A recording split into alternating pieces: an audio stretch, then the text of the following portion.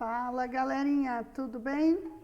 Hoje a gente vai falar sobre circuitos elétricos. Vamos recordar um pouquinho da aula anterior. Nós vimos que a energia elétrica, ela parte de uma usina, que a gente chama de estação geradora.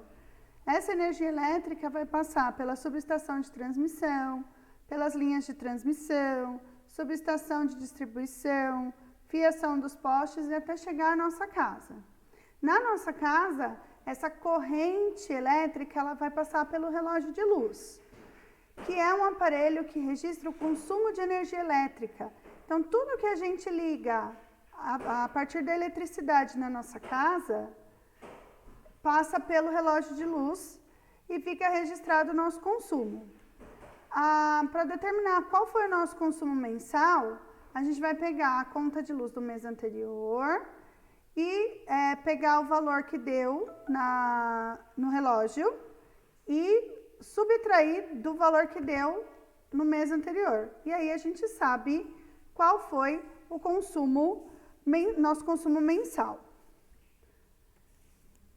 Um circuito elétrico é um circuito fechado, são os circuitos que a gente tem na nossa casa. Ele começa e termina no mesmo ponto.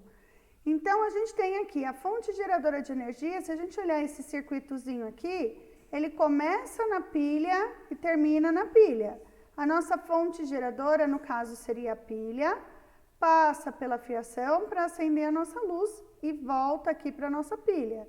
Então, ele vai tornar possível a passagem da corrente elétrica desde que ele esteja fechado. Se eu interromper em algum ponto essa corrente elétrica, eu não consigo acender a minha lâmpada. Lembrando que a corrente elétrica é um fluxo ordenado que segue um caminho aí da energia. Então, o circuito elétrico é um conjunto de componentes conectados a uma fonte de tensão por onde passa uma corrente elétrica. Então, aqui está a nossa fonte de tensão e o nosso fluxo ordenado. Então, a energia chega na nossa casa, passa pelo relógio de luz e vai para os quadros de distribuição. O que é isso? É um quadro onde a gente tem disjuntores e cabos elétricos que vão distribuir essa energia para todos os pontos de instalação elétrica. Para que servem os disjuntores? Se essa corrente elétrica variar na sua tensão, ele vai desligar para que não ocorra nenhum acidente na nossa casa. Então, ele serve também como um componente de prevenção de acidentes. E os cabos elétricos que vão levar a eletricidade para todos os pontos. Interruptores. Quando a gente chega num cômodo da nossa casa, no quarto, na cozinha, a gente pode acender ou desligar a lâmpada. Lembra que eu falei para vocês que o circuito elétrico é um circuito fechado? O interruptor, ele ajuda a gente a manter esse circuito aberto ou fechado. Se eu quero desligar a lâmpada, eu aperto o interruptor, eu abro o circuito e apago a lâmpada. Se eu quiser entrar no quarto e acender a lâmpada, eu vou lá no interruptor, eu mudo a posição dele, fecho o circuito e acendo a lâmpada. As tomadas são pontos de conexão que fornecem eletricidade a um equipamento. Então, por exemplo, a televisão, eu vou ligar ela na tomada e ela vai permanecer em circuito aberto até eu ligar ou o controle ou apertar o botão de liga para ela ligar. Portanto, a tomada, ela fornece eletricidade. A corrente elétrica vai estar passando ali. Então, eu coloco o plug na tomada e vou passar essa corrente para o meu equipamento e vou usar o botão de liga e desliga como um interruptor, abrindo e fechando o circuito. Alguns outros componentes de circuitos elétricos. O gerador. O gerador é um componente que gera energia elétrica. Normalmente uma bateria, uma pilha. O resistor são dispositivos que compõem circuitos elétricos diversos. Sua finalidade básica é a conversão de energia elétrica em energia térmica.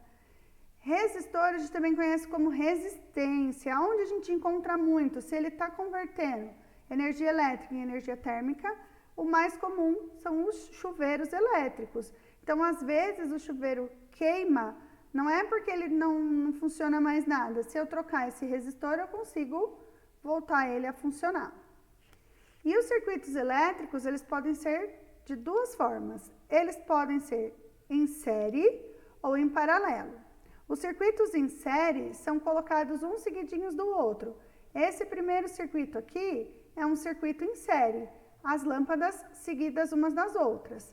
Então, quando eu ligo o interruptor, eu faço com que a corrente seja passada e vão acender as duas lâmpadas.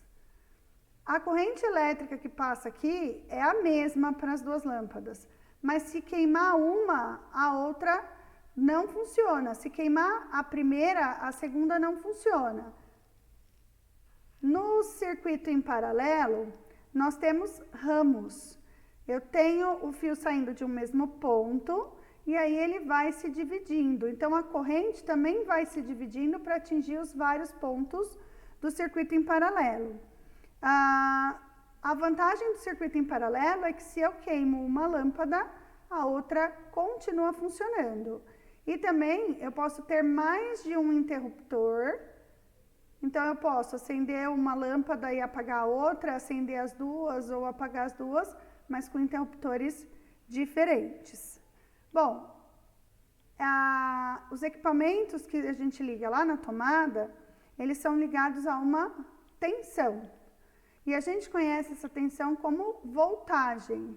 Quando a gente vai ligar um equipamento, a gente precisa saber qual é a voltagem, qual é a tensão que está passando naquela tomada.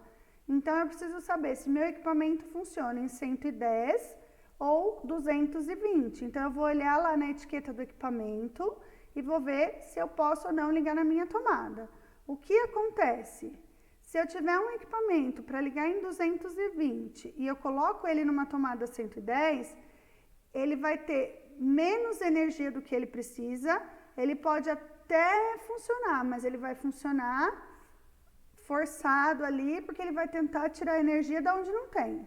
E se eu fizer ao contrário, pegar um equipamento de 110 volts e ligar na tomada de 220, eu vou ter mais energia do que eu preciso e posso queimar o meu equipamento.